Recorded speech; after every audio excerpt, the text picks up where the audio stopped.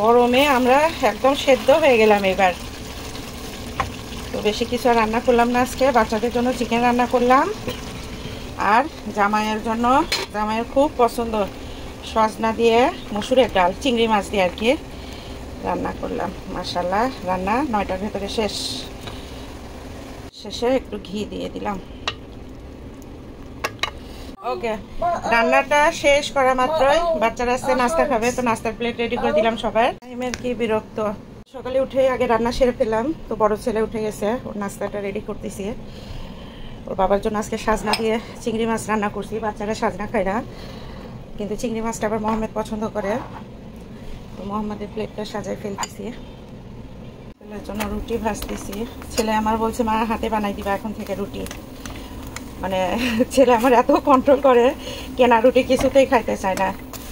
আমার আসলে সময়ও হয় না, তো কি করব, কেনা রুটি খাওয়াই।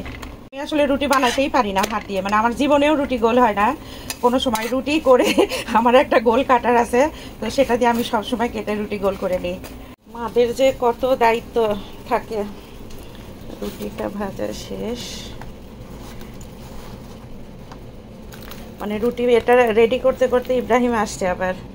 ইব্রাহিম মানে মোহাম্মদের প্লেট সাজানো দেখে ও খাবে, মানে ও কিন্তু খাইছে। মানে যখনই যারটা তৈরি করা শুরু করি তখন আবার সে এসে বায়না করে ও আবার খাবে।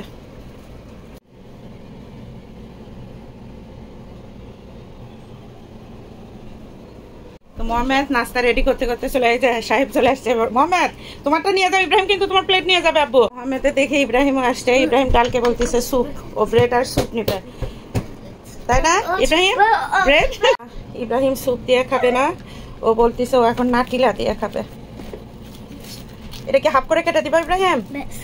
ওকে, আচ্ছা ওই মোহাম্মদের মতো করে প্লেট সাজাই নিবে, ও বলতেছে পিনাটও নিবে সে। তো ফাতিমা আবার মোহাম্মদের মতো চিকেন দিয়ে রুটি যেমনি খাবে পছন্দ করে না, ওকে এরকম চিকেন, হাট কেচাপ, মেয়োনিজ আর লেটুস দিয়ে মুড়াইয়ে বানাই দিতে হয়। তো আমার মেয়েটা আবার বাদাম খাইতে চায় না, সব বাচ্চারাই। তো এই জন্য ওকে শুধু, ফাতেমাকেই শুধু আমি সবসময় বাদামটা দিই।